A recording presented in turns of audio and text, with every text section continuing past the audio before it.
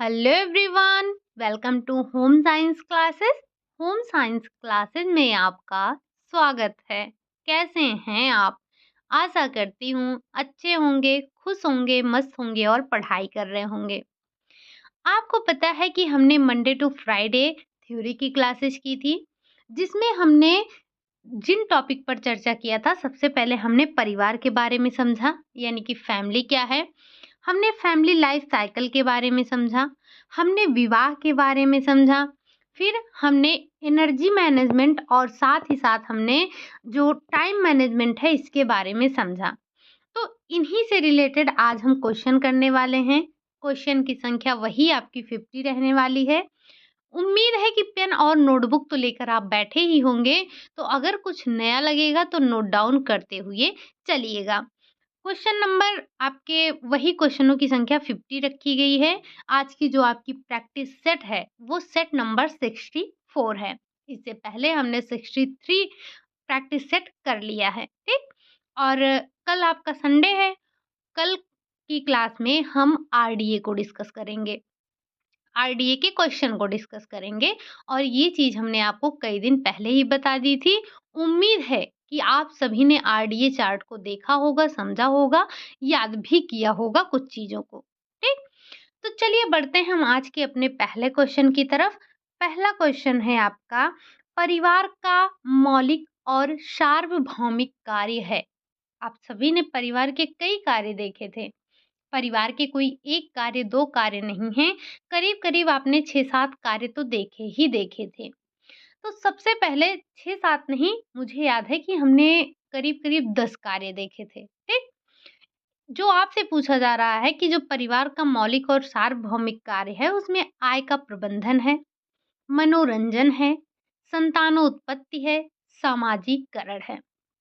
अब ऐसे तो हमारे सारे ऑप्शन सही हैं, ये सारे परिवार के कार्य हैं, लेकिन अब ऑप्शन उपरोक्त सभी है नहीं, तो हमें इसी में से एक चुनना होगा। तो जो परिवार का मौलिक और सार्वभौमिक कार्य होता है, वो होता है संतानों उत्पत्ति। संतान की उत्पत्ति करना परिवार का मौलिक और सार्वभौमिक कार्य होता है। अगर यही जैविक कार्य पूछा जाए तब भी आपका क्या आता? संतानोत्पत्ति। ठीक? चलिए बढ़ते हैं अगले क्वेश्चन की तरफ।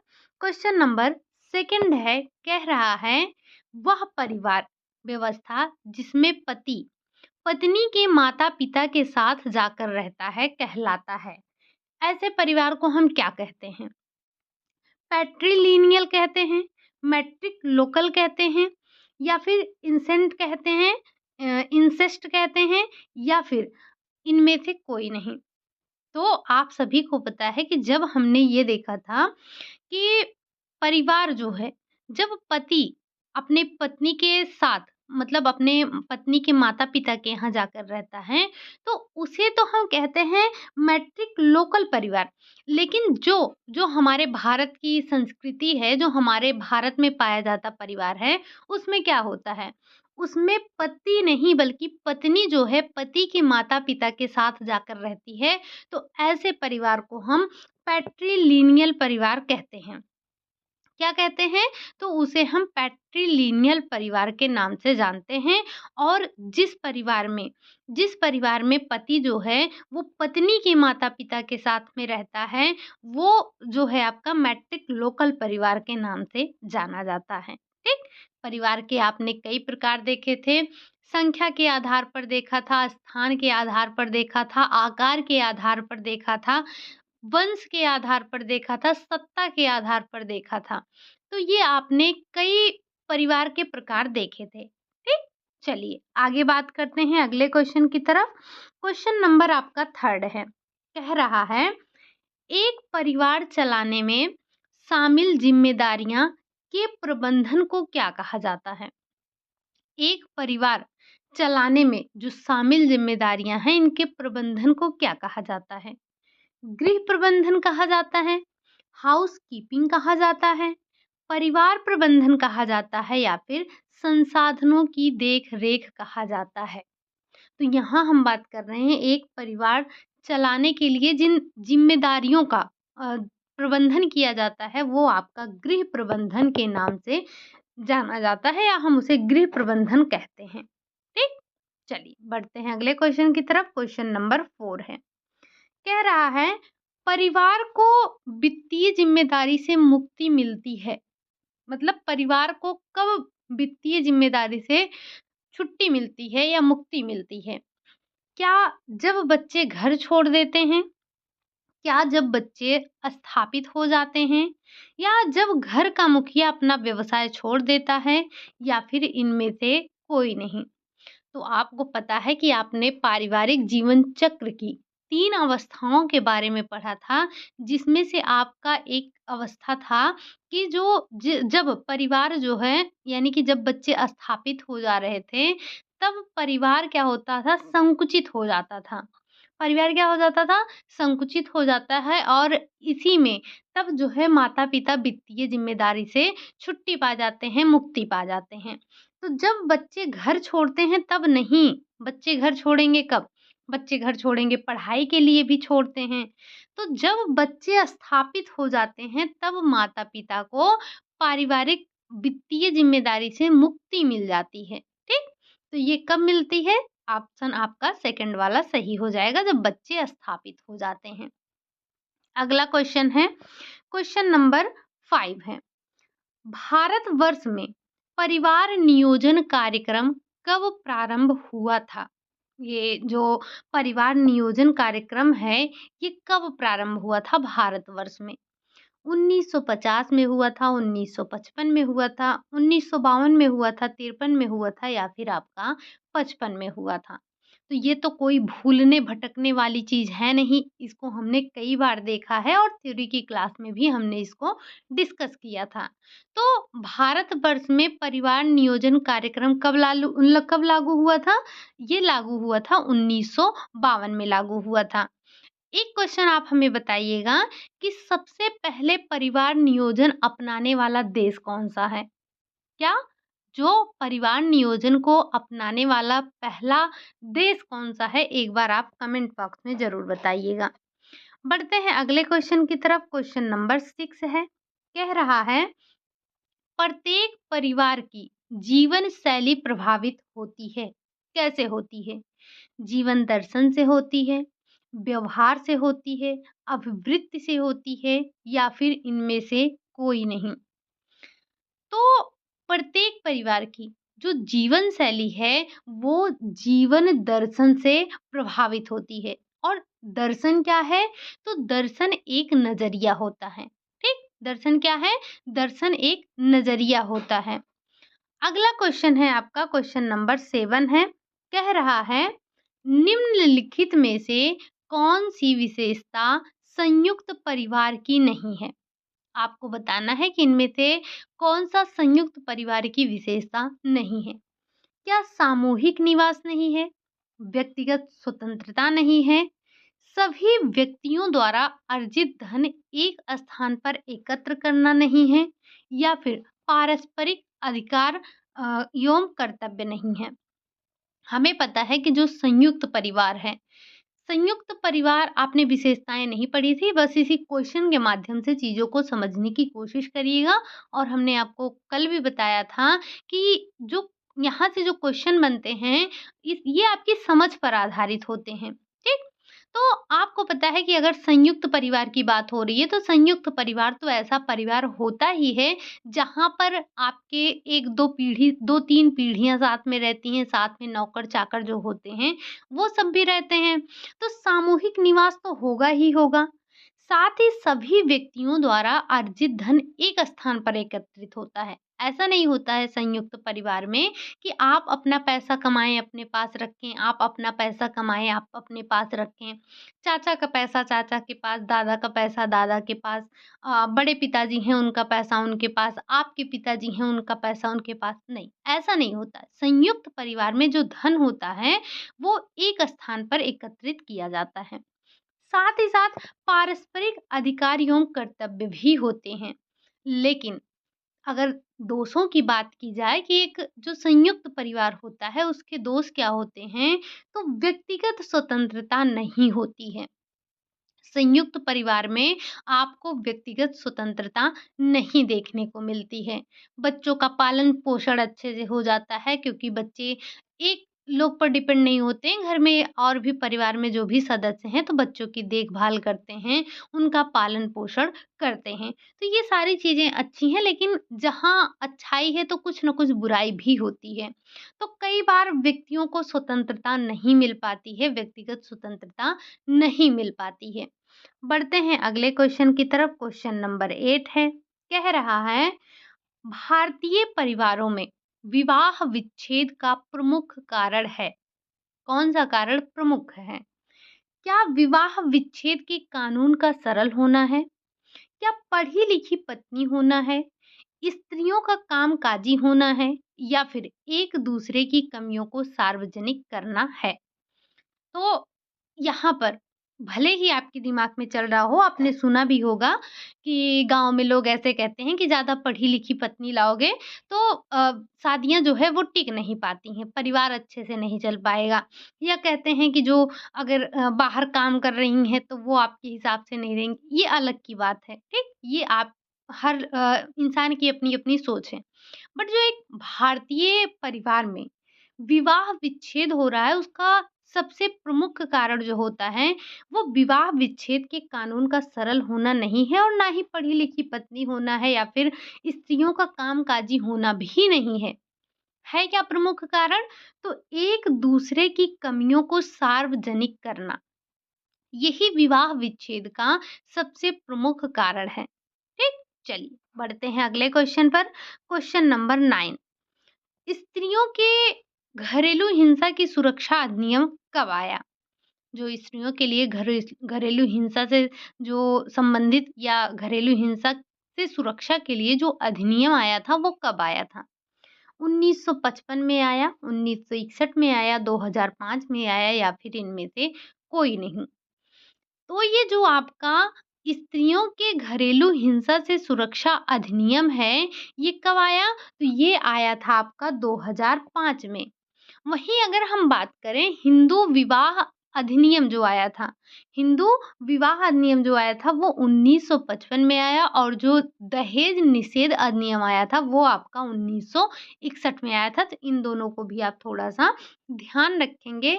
बाकी जो घरेलू हिंसा से सुरक्षा अधिनियम आया था वो 2005 में आया था। ठीक? चलिए आगे बढ़ते हैं। ये तीनों अधिनियम आप थोड़ा-सा ध्यान रखिएगा, हालाँकि हमने अपनी क्लास में इन चीज़ों को देखा था।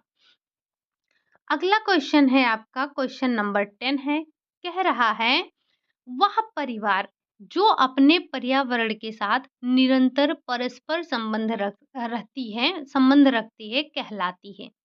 कौन सा परिवार कहलाता है? जो अपने पर्यावरण के साथ निरंतर परस्पर संबंध बनाए रखता है। क्या वो खुली प्रणाली है? क्या वो बंद प्रणाली है? अर्धबंद प्रणाली है या फिर अर्ध खुली प्रणाली है? तो अगर जब आपका परिवार पर्यावरण के साथ में परस्पर संबंध बनाए रख रहा है, तो वो आपका खुला प्रणाली होगा, ना कि बंद या अर्धबंद या अर्ध खुला, नहीं, वो आपका खुला प्रणाली के अंतर्गत आता है। बढ़ते हैं अगले क्वेश्चन पर। क्वेश्चन नंबर 11 है, कह रहा है झगड़ा सुलझाने का सबसे अच्छा तरीका क्या होता है? जब 2 व्यक्तियों के बीच में झगड़ा हो रहा हो तो उसको सुलझाने का सबसे अच्छा तरीका क्या है? क्या हावी होना, मतलब एक पक्ष दूसरे पर हावी हो जाए? स्वयं को प्रस्तुत कर देना, मतलब अपने आप को झुका लेना, लो भैया आप ही सर्वोपरि हो? या फिर वार्ता करना, उनसे बात करना या फिर समझौता करना? तो झगड़ा सुलझाने का जो अच्छा तरीका है वो है समझौता करना। क्या है? समझौता करना। बढ़ते हैं अगले क्वेश्चन पर। क्वेश्चन नंबर 12 है, कह रहा है जब संपत्ति को बेटे को सौंपा जाता है तो ये मतलब किस प्रकार के परिवार में होता है? जो संपत्ति है वो बेटों को दी जाती है। क्या ये पितृवंशीय परिवार में होता है? मातृवंशीय परिवार में होता है? नवनिवासीय परिवार में होता है या फिर बाल्यवंशीय परिवार में होता है? तो हम सब जानते हैं कि ये हमारे यहाँ जे कौन-सी किस प्रकार का परिवार है, हमारा भारत में किस प्रकार का परिवार है? तो पितृवंशीय परिवार है, पितृसत्तात्मक परिवार है, जहाँ पर सत्ता पिता के हाथ में होती है, जो वंशावली पिता के नाम से चलती है, जहाँ पर जो संपत्ति है उसका बँटवारा बेटों में किया जाता है। हालाँकि अभी ये सुधार हुआ है, लेकिन आपको यहाँ पर क्या ध्यान रखना है, पहले जो संपत्ति होती थी, वो सिर्फ़ और सिर्फ़ जो है बेटों को दी जाती है। मतलब दी जाती थी। लेकिन फिर सुधार हुआ और ये हुआ कि जो जैसे पिता की जो संपत्ति है, वो भाइयों को मिलेगी, उनकी बहनों को मिलेगी, उनकी माता को। कहने का मतलब कि उनकी पत्नी और उनके बच्चों को, चाहे बेटा हो या बेटी, सबको मिलेगा। ठीक? चलिए, आगे बढ़ते हैं। क्वेश्चन नंबर 13 है, कह रहा है, आकार के आधार पर परिवार के प्रकार हैं। अगर हम बात कर रहे हैं आकार के आधार पर, तो परिवार के कौन-कौन से प्रकार होते हैं? क्या एकल परिवार होता है, संयुक्त परिवार होता है, विस्तृत परिवार होता है या फिर उपरोक्त सभी? अगर हम आकार के आधार पर बात करेंगे तो ये सभी प्रकार के परिवार होते हैं, चाहे एकल परिवार हो, संयुक्त परिवार हो या फिर विस्तृत परिवार हो। ठीक?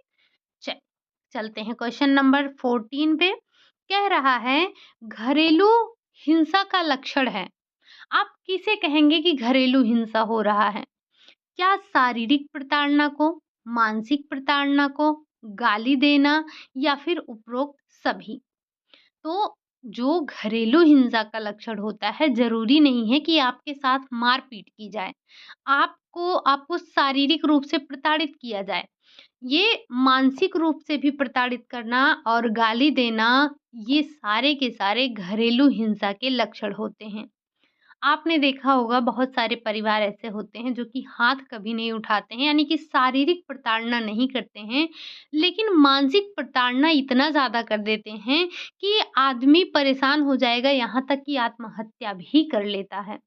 तो ये आपका जो घरेलू हिंसा का लक्षण है, ये तीनों ही आपके घरेलू हिंसा के लक्षण आते हैं, चाहे शारीरिक प्रताड़ना हो, मानसिक प्रताड़ना हो या फिर गाली देना हो। ठीक? तो ये सभी आपके घरेलू हिंसा के लक्षण होते हैं। अगला क्वेश्चन है, क्वेश्चन नंबर 15। परिवार का एक कार्य है। इनमें से परिवार का एक कार्य कौन-सा है?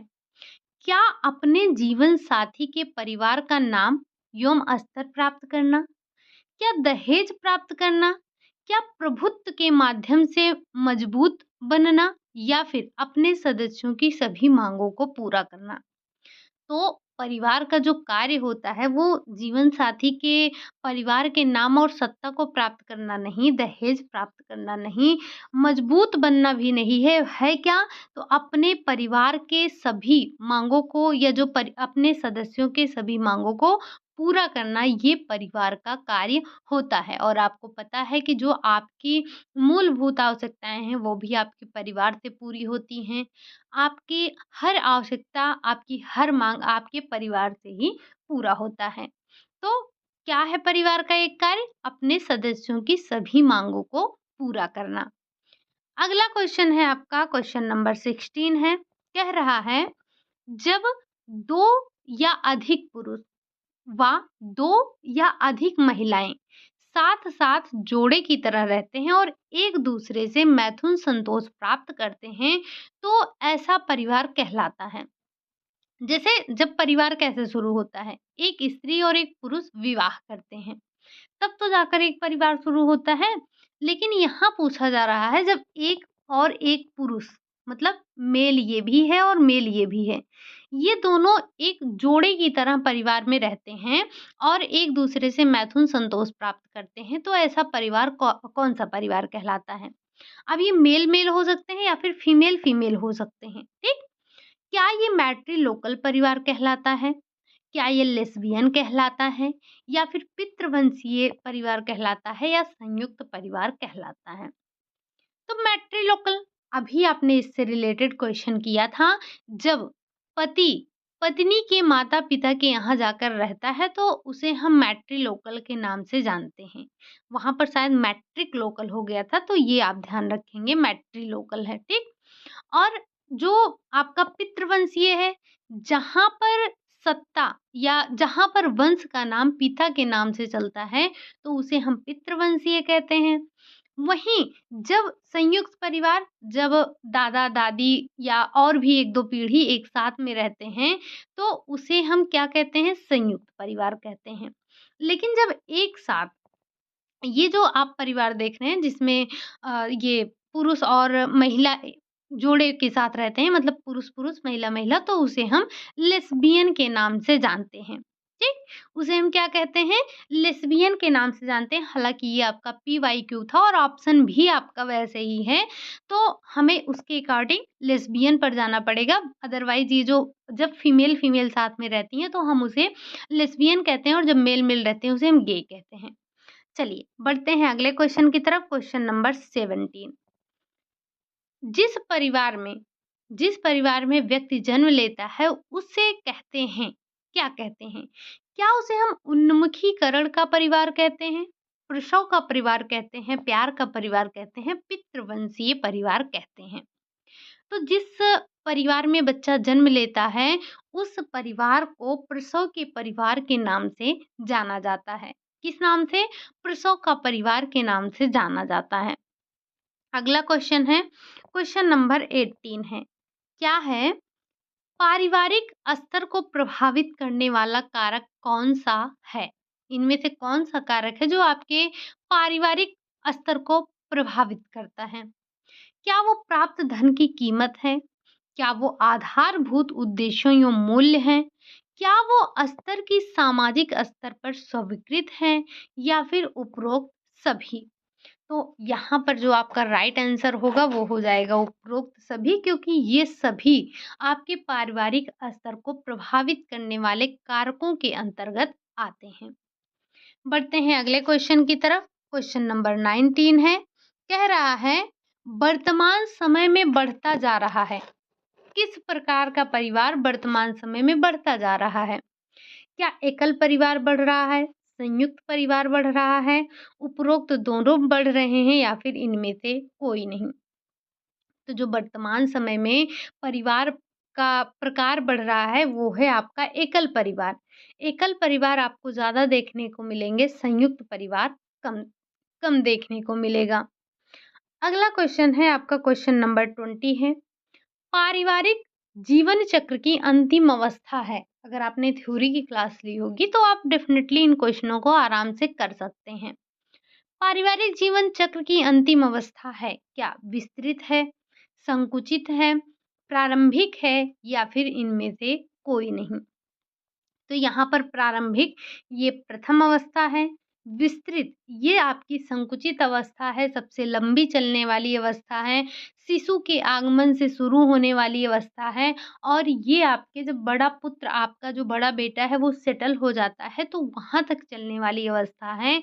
इस अवस्था में सबसे ज़्यादा धन, समय, शक्ति इन सब की माँग सबसे ज़्यादा होती है, ठीक? जो आपका अंतिम अवस्था है वो है संकुचित अवस्था, जिसे हम खाली घोंसला के नाम से जानते हैं। इस अवस्था में वही 2 व्यक्ति बचते हैं जिन्होंने प्रारंभ किया था अपने परिवार का या जिन्होंने विवाह नामक बंधन में बंध कर अपने परिवार का प्रारंभ किया था। वही 2 वृद्ध व्यक्ति यहाँ पर बचते हैं संकुचित अवस्था में, ठीक? चलिए आगे चलते हैं। Question number 21। पारिवारिक जीवन चक्र की किस अवस्था में समय, शक्ति और धन की मांग होती है, सबसे अधिक होती है?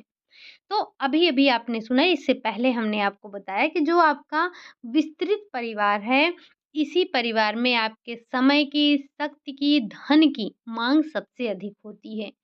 प्राथमिक अवस्था में उतनी नहीं होगी, क्योंकि प्राथमिक अवस्था में बस वही जो एक स्त्री और पुरुष का विवाह हुआ है, वही होते हैं।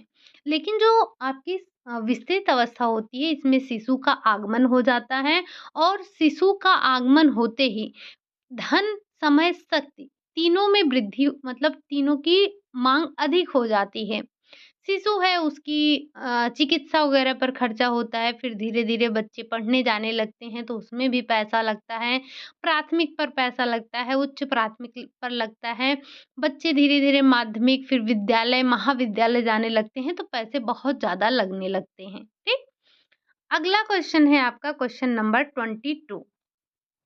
इनमें से परिवार का कौन-सा जैविक कार्य है? स्टार्टिंग में हमने पहले ही क्वेश्चन में कहा था कि अगर आपसे जैविक कार्य पूछा जाएगा, अब ये तीनों ही आपके परिवार के ही कार्य हैं। संतान की उत्पत्ति, स्थिति प्रदान करना, धनोपार्जन करना, मनोरंजन करना, ये सारे के सारे फैमिली के ही कार्य होते हैं।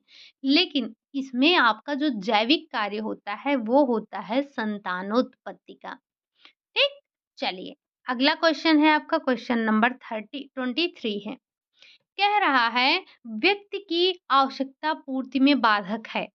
इनमें से क्या व्यक्ति की आवश्यकता पूर्ति में बाधक है? क्या अज्ञानता बाधक है? निर्धनता बाधक है? सामाजिक मान्यताएं बाधक हैं या फिर इनमें से सभी? हम सब जानते हैं ना कि आवश्यकता पूर्ति में सारे के सारे कारक जो होते हैं वो बाधक होते हैं, चाहे अज्ञानता हो, निर्धनता हो, अशिक्षा हो, सामाजिक मान्यताएं हों, ये सारी चीजें व्यक्ति की आवश्यकता पूर्ति में बाधक होते हैं। अगला क्वेश्चन है क्वेश्चन नंबर 24। कह रहा है, ये क्वेश्चन आपका जब हमने थ्योरी की क्लास ली थी तो वहां पर गलत हुआ था।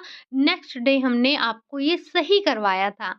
उम्मीद है कि आपने अपनी नोट्स में ज़रूर करेक्शन किया होगा, इसीलिए हम ये क्वेश्चन भी लेकर आए हैं कि हिंदू उत्तराधिकार अधिनियम कब आया था? 1929 में आया, 1956 में आया, 1960 में आया या फिर 1961 में आया?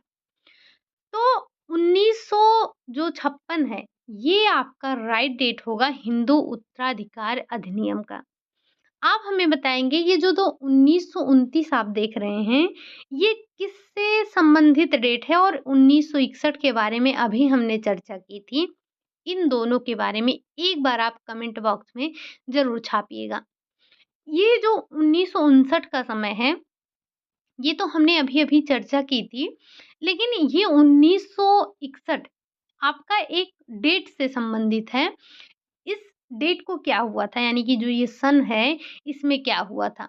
ऑप्शन है आपके लिए, क्या इसमें जो लड़कों की उम्र है, वो 21 साल की गई थी विवाह के लिए, या लड़कियों की जो है 18 वर्ष की गई थी, या फिर ये जो 1961 का समय है, इसमें संशोधन हुआ था और जो जो व्यक्तियों के ये 21 वर्ष उम्र थी वोट देने की, वो घटाकर 18 वर्ष की गई, या आपके विवाह से संबंधित है, विशेष विवाह से संबंधित है, या फिर हम मान लेते हैं कि कोई चीज़ की स्थापना हुई थी। ये 4 ऑप्शन हैं और आपको बताना है कि 1961 में और क्या हुआ था।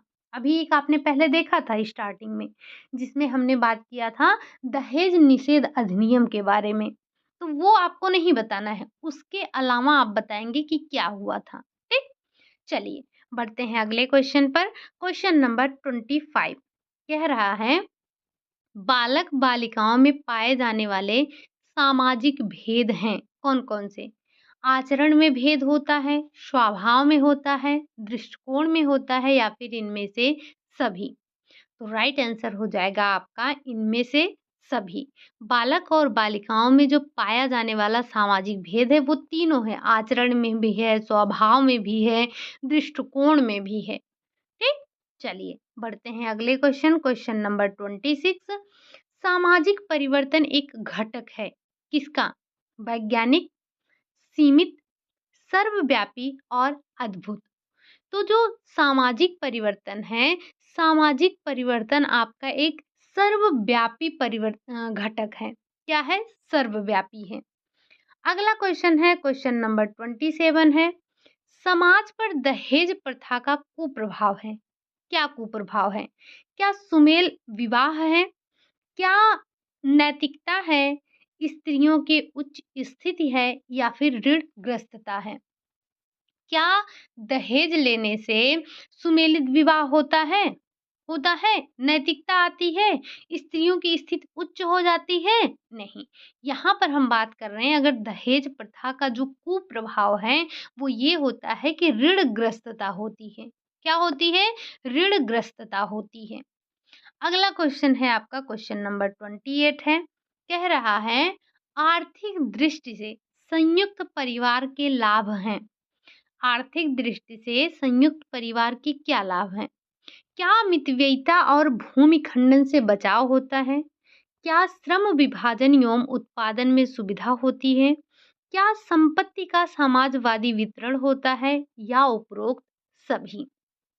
तो यहाँ पर आपका राइट आंसर हो जाएगा उपरोक्त सभी। अगर आर्थिक दृष्टि से संयुक्त परिवार के लाभ देखे जाएं तो ये तीनों ही लाभ हैं।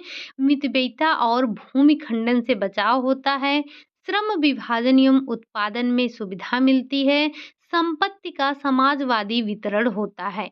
यानी कि उपरोक्त सभी आपका राइट आंसर हो जाएगा। अगला क्वेश्चन है आपका 29 है, संयुक्त परिवार के सामाजिक लाभ हैं। सामाजिक लाभ क्या है? सामाजिक सुरक्षा एवं परमार्थ की भावना, सामाजिक नियंत्रण एवं परंपराओं की सुरक्षा, बच्चों का उचित पालन पोषण एवं मनोरंजन के साधन, उपरोक्त सभी। तो जैसे अगर जो पहले के परिवार होते थे उसमें बच्चों की संख्या ज़्यादा होती थी। क्यों? एक इसका ये भी रहता था कि सामाजिक लाभ होता था। जब ये एक तो समाज से सुरक्षा और परमार्थ की भावना देता है, सामाजिक नियंत्रण एवं परंपराओं की सुरक्षा करता है और यहाँ पर बच्चों का पालन पोषण और उनका मनोरंजन भी होता है। तो उपरोक्त सभी आपके राइट आंसर हो जाएंगे। बढ़ते हैं अगले क्वेश्चन, क्वेश्चन नंबर 30 पर। कह रहा है संयुक्त परिवार के दोष में कौन-कौन सही है या संयुक्त परिवार के कौन-कौन से दोष हैं? व्यक्तिगत आर्थिक निर्भरता की कमी एवं आलसी व्यक्तियों की वृद्धि, निर्धनता, सामान्य तथा बच्चों के व्यक्तित्व विकास में बाधक एवं गंदी आदतों का विकास, द्वेष एवं तनाव का केंद्र एवं गोपनीय स्थान का अभाव, उपरोक्त सभी। तो अगर जैसे आपने अभी देखा था संयुक्त परिवार के लाभ, तो संयुक्त परिवार के लाभ के साथ-साथ कुछ इसके दोष भी हैं। दोष में आता है आपका व्यक्तिगत आर्थिक निर्भरता की कमी एवं आलसी व्यक्तियों की वृद्धि। आपने देखा होगा जैसे अगर संयुक्त परिवार है, तो उसमें मतलब ऐसा नहीं है कि सभी लोग आर्थिक रूप से निर्भर हो जाएँगे। उनमें कमी आएगी। कहीं न कहीं से पेट भरने के लिए मिल ही रहा है। तो जब एकल परिवार होता है तो व्यक्ति को ये होता है कि कमाएँगे नहीं तो खाएँगे कैसे? लेकिन जब संयुक्त परिवार होता है तो उसमें लोगों में आलसीपन आ जाता है, हर व्यक्ति निर्भर नहीं होता है और साथ ही साथ निर्धरता सामान्य तथा बच्चों के व्यक्तिगत विकास में बाधक भी होते हैं। साथ ही साथ उनमें गंदी आदतों का जो है विकास भी होता है। द्वेष और तनाव का केंद्र, साथ ही साथ गोपनीयता का भी अभाव होता है। व्यक्ति को स्वतंत्रता नहीं मिल पाती है, लोग स्वतंत्र नहीं हो पाते हैं। ठीक? तो इसके काफ़ी दोष भी होते हैं। यानी कि उपरोक्त सभी आपका क्या हो जाएगा? सही हो जाएगा। बढ़ते हैं अगले क्वेश्चन की तरफ, क्वेश्चन नंबर 31 है। जहाँ पति-पत्नी एवं बच्चे ही एकमात्र साथ मिल-जुल कर एक छत के नीचे रहकर एक ही रसोई में खाना पकाते और खाते हैं, तो इस प्रकार के जो परिवार होते हैं, उसे आप क्या कहते हैं? क्या उसे संयुक्त परिवार कहेंगे, सामुदायिक परिवार कहेंगे, व्यक्तिगत परिवार कहेंगे या फिर सामाजिक परिवार कहेंगे? जब माता-पिता ही हैं और उनके अविवाहित बच्चे ही हैं, तो ये आपका संयुक्त परिवार हो ही नहीं सकता है। ये आपका व्यक्तिगत परिवार के अंतर्गत आ जाएगा। ठीक? चलिए, बढ़ते हैं अगले क्वेश्चन की तरफ, क्वेश्चन नंबर 32। परिवार में प्रमुख रूप से संबंध पाए जाते हैं। कैसे? पति-पत्नी के, माता-पिता और बच्चों के, भाई-बहन के, उपरोक्त सभी। तो जो परिवार है, परिवार में जो संबंध प्रमुख संबंध होते हैं, वो पति-पत्नी के भी होते हैं, माता-पिता और बच्चों के भी होते हैं, भाई-बहन के होते हैं, यानी कि उपरोक्त सभी आपका यहाँ पर राइट हो जाएगा। अगला क्वेश्चन है क्वेश्चन नंबर 33।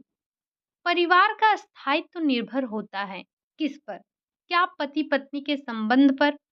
क्या अच्छे पारिवारिक संबंध पर, संतान उत्पत्ति पर या फिर आर्थिक व सामाजिक स्थिति पर?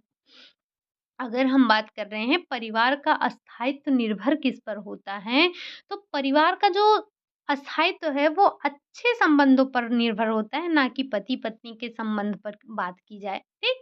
तो अच्छे पारिवारिक संबंधों पर परिवार का स्थायित्व निर्भर करता है। अगला क्वेश्चन है, क्वेश्चन नंबर 34 है, कह रहा है अच्छे पारिवारिक संबंधों के निर्माण के लिए माता-पिता का अपने बच्चों के प्रति व्यवहार होना चाहिए। कैसा होना चाहिए? प्रजातांत्रिक होना चाहिए, अधिकारवादी होना चाहिए, अति कठोर होना चाहिए, तिरस्कारपूर्ण होना चाहिए।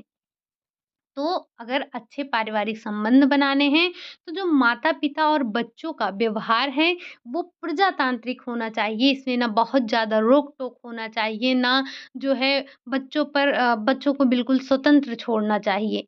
यही आपका होना चाहिए। अधिकारवादी क्या होता है? जैसे जब माता-पिता बिल्कुल क्या रहते हैं, अपना अधिकार जमाते हैं, हमारे हिसाब से चलना है। तो ये आपका अधिकारवादी होता है, ये अच्छा नहीं होता है। अति कठोर मतलब आप बच्चे के साथ बहुत ज़्यादा कठोर हैं और तिरस्कारपूर्ण, आप अपने बच्चे का तिरस्कार कर रहे हैं, उसकी बात नहीं सुन रहे हैं, बात-बात पर उसकी अवहेलना कर रहे हैं। तो ये हो जाता है तिरस्कारपूर्ण परिवार और इनमें से कोई भी आपका सही परिवार नहीं है। अच्छे पारिवारिक संबंध के निर्माण के लिए माता-पिता का अपने बच्चों के प्रति जो व्यवहार होना चाहिए, वो प्रजातांत्रिक होना चाहिए, ना कि अधिकारवादी या अति कठोर या फिर तिरस्कारपूर्ण। बढ़ते हैं अगले क्वेश्चन की तरफ, क्वेश्चन नंबर 35। पिता का पुत्र के साथ व्यवहार होना चाहिए, कैसा? मित्रवत होना चाहिए, सहयोगी होना चाहिए, स्नेहपूर्ण होना चाहिए या फिर उपरोक्त सभी? तो राइट आंसर आपका हो जाएगा उपरोक्त सभी। क्योंकि पिता का पुत्र के साथ व्यवहार मित्रवत हो, सहयोगी हो, स्नेहपूर्ण भी होना चाहिए। अगला क्वेश्चन है, क्वेश्चन नंबर 36 है, संयुक्त परिवार में पारिवारिक संबंधों के खराब होने का प्रमुख कारण क्या होता है? क्या निजी इच्छाओं की अवहेलना है? क्या वयस्कों की अधिकारवादी प्रवृत्ति है या अधिक नियंत्रण है या फिर उपरोक्त सभी? तो एक परिवार में जो है एक संयुक्त परिवार में पारिवारिक संबंधों का खराब होना, ये सारे के सारे आपके प्रमुख कारण होते हैं। निजी इच्छाओं की अवहेलना भी होती है, वयस्कों की अधिकारवादी प्रवृत्ति भी होती है, अधिक नियंत्रण भी आपके संयुक्त परिवार के जो पारिवारिक संबंध हैं, उसे खराब करने के लिए ज़िम्मेदार है। यानी कि उपरोक्त सभी आपका राइट आंसर हो गया। ये सारे के सारे कारण आपके संयुक्त पारिवारिक संबंध को खराब करने के लिए जिम्मेदार हैं। अगला क्वेश्चन है आपका क्वेश्चन नंबर 37। आजकल समय किसी भौतिक वस्तु की तरह प्रयोग में लाया जाता है। इसको कमाया भी जा सकता है और व्यर्थ भी किया जा सकता है। यह कथन किसका है? हॉल का है, रॉस का है, गार्डनर का है, गिलफोर्ड का है? तो ये जो परिभाषा दी थी वो हॉल महोदय ने दी थी। उन्होंने बताया कि जो समय है वो किसी भौतिक वस्तु की तरह प्रयोग में लाया जा रहा है। इच्छा हो तो आप इसे कमा सकते हैं और आप इसको कमा सकते हैं और इसे आप व्यय भी कर सकते हैं। अगला क्वेश्चन है आपका क्वेश्चन नंबर 38। परिवार का निर्माण होता है कैसे? क्या प्रेम से होता है, स्नेह द्वारा होता है, विवाह द्वारा होता है या फिर सहयोग द्वारा होता है? तो जो परिवार का निर्माण होता है वो विवाह नामक बंधन में बंधने के द्वारा होता है। जब एक स्त्री और पुरुष विवाह नामक संस्कार से बंधते हैं, तब एक परिवार का निर्माण होता है। उससे पहले वो अपने माता-पिता के परिवार के सदस्य होते हैं। अगला क्वेश्चन है आपका क्वेश्चन नंबर 39। पारिवारिक जीवन चक्र की प्रथम अवस्था में समय की मांग होती है। कैसे? कम होती है, अधिक होती है, बहुत होती है, सामान्य होती है। तो जो पारिवारिक जीवन चक्र की प्रथम अवस्था है उसमें समय की मांग कम होती है। अधिक कब होती है? जो आपकी द्वितीय अवस्था है, जो आपकी विस्तार की अवस्था है, इस अवस्था में समय, शक्ति और धन तीनों की मांग बढ़ जाती है। अगला क्वेश्चन है आपका क्वेश्चन नंबर 40 है। ये है आपका टीएमयू शब्द है। टीएमयू का फुल फॉर्म बताना है और ये आपसे क्वेश्चन पूछा जा चुका है। क्या ये टाइम, मास यूटेंसिल है? क्या ये 10 मोस्ट यूनिट है? क्या ये टाइम मेजरमेंट यूनिट है या फिर ये 20 मीटर यूनिट है?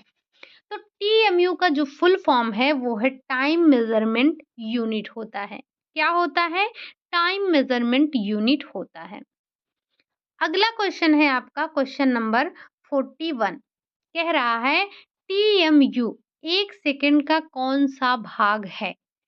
यही आपका लास्ट ईयर का क्वेश्चन था। क्या ये 0.036 है? क्या ये 0.0036 है?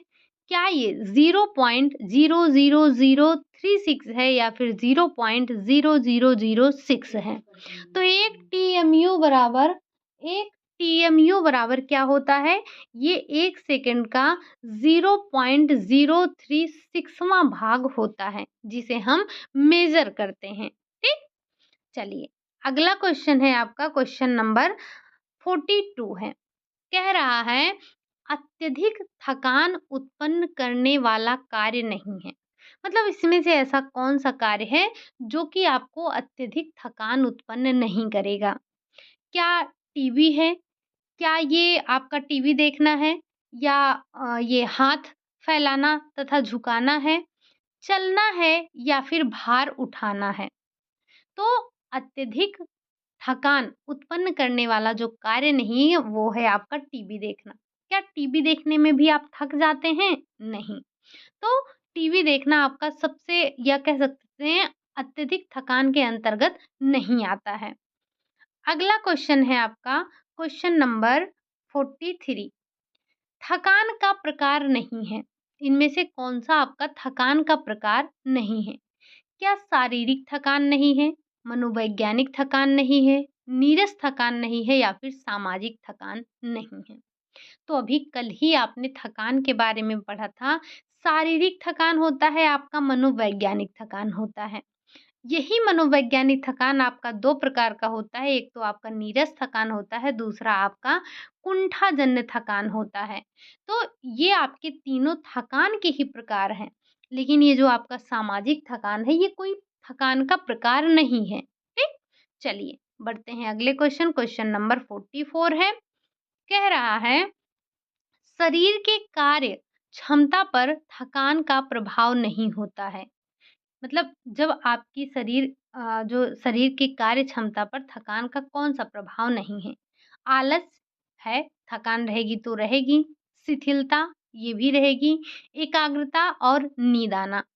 तो जब आप थकान ये जो आपका एकाग्रता है, ये थकान से प्रभावित नहीं होता है। कहने का मतलब आप थकान में रहेंगे तो एकाग्र होंगे ही नहीं, तो यही आपका राइट आंसर हो जाएगा। बाकी अगर आपके अंदर थकान है, तो आपको आलस्य आएगी, शिथिलता रहेगा, नींद भी आएगी आपको। शिथिलता का मतलब बिल्कुल आप कहते नहीं है कभी-कभी, आज हम बिल्कुल सुस्त हो गए हैं, आज हमारा काम करने का मन नहीं कर रहा है। हमको बड़ी नींद आ रही है। क्यों? ये सारे के सारे आपके थकान की वजह से होते हैं। ठीक? चलिए, बढ़ते हैं अगले क्वेश्चन, क्वेश्चन नंबर 45। अधिक शारीरिक थकान उत्पन्न करने वाला कार्य नहीं है। कपड़ा धोना, सफाई करना, इस्त्री करना या फिर पत्रिका पढ़ना। तो शारीरिक थकान की बात की जाए तो आप कपड़ा धोने, सफाई करने, इस्त्री करने इन सभी में थक जाएँगे। लेकिन पत्रिका पढ़ना आपके शारीरिक थकान के अंतर्गत नहीं आएगा। इनफैक्ट आप बहुत देर तक पढ़ रहे हैं तो आप मानसिक थकान के शिकार हो सकते हैं। एक बार आप बताइएगा कि जब आप 40 मिनट तक मानसिक कार्य कर रहे हैं तो आपको कितने मिनट का आराम करना चाहिए? ठीक? चलिए बढ़ते हैं अगले क्वेश्चन की तरफ। Question number 46। औद्योगिक क्षेत्र में पाई जाने वाली थकान है, कौन-सी है? क्या वो शारीरिक थकान है? क्या वो मनोवैज्ञानिक थकान है? क्या वो नीरस थकान है या फिर वो कुंठाजन्य थकान है?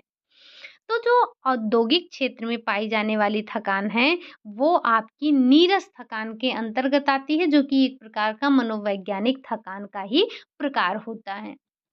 बढ़ते हैं अगले क्वेश्चन की तरफ, क्वेश्चन नंबर 47 है। समय यंत्र का प्रकार नहीं है। कल ही आपने पढ़ा था। क्या है? विश्राम काल, कार्यवक्र, अत्यधिक कार्यभार या फिर थकान। तो जो समय यंत्र का प्रकार नहीं है, वो है आपका थकान। ये थकान आपका समय यंत्र में नहीं आता है। समय यंत्र में आपने 3 पढ़ा ही था, विश्राम काल, कार्यवक्र और अत्यधिक कार्यभार, जिसे हम पीक लोड के नाम से जानते हैं, ना?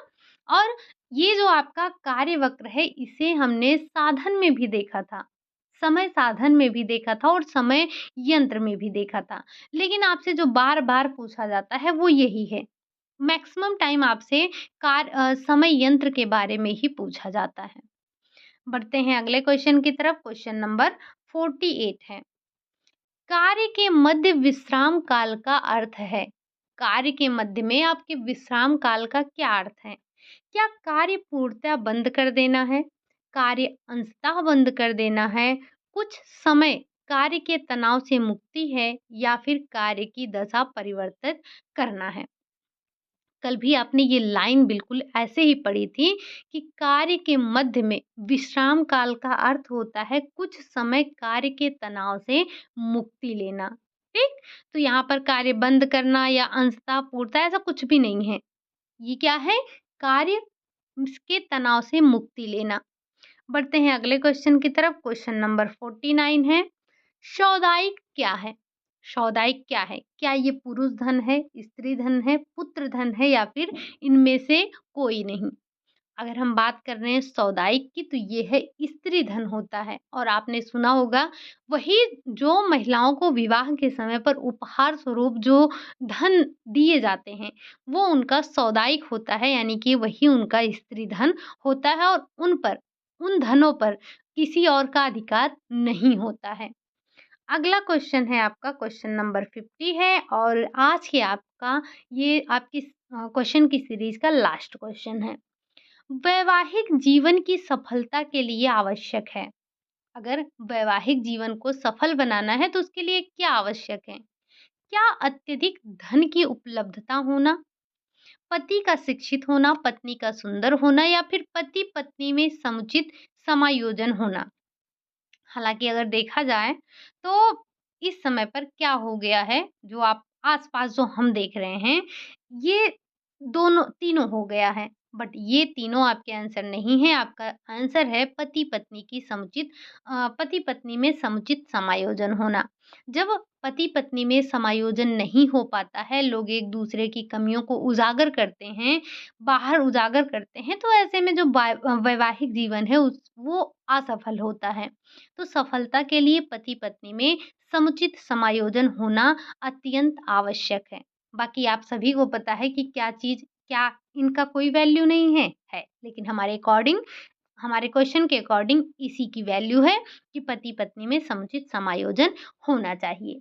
ये थे आज के आपके 50 क्वेश्चन। उम्मीद है कि क्वेश्चन आपको अच्छे लगे होंगे, सेशन आपको पसंद आया होगा। अगर पसंद आया है तो लाइक करिएगा। चैनल पर पहली बार आए हैं तो चैनल को सब्सक्राइब करिएगा, साथ ही साथ कमेंट करना ना भूलिएगा। बीच-बीच में हमने आपसे कई क्वेश्चन पूछे हैं। उम्मीद है कि क्वेश्चन आपको समझ में आए होंगे और इनका आंसर भी आपको आ रहा होगा। अभी तक तो आपने आंसर का जवाब भी, यानी कि क्वेश्चन का जवाब भी दे दिया होगा। ठीक? चलिए फिर आज के लिए यही इतना रखते हैं, मिलते हैं नेक्स्ट क्लास में। तब तक के लिए खुश रहिए, मस्त रहिए, पढ़ाई करते रहिए, रिवीजन वगैरह करते रहिए। चलिए, मिलते हैं नेक्स्ट क्लास में, तब तक के लिए बाय बाय, टेक केयर।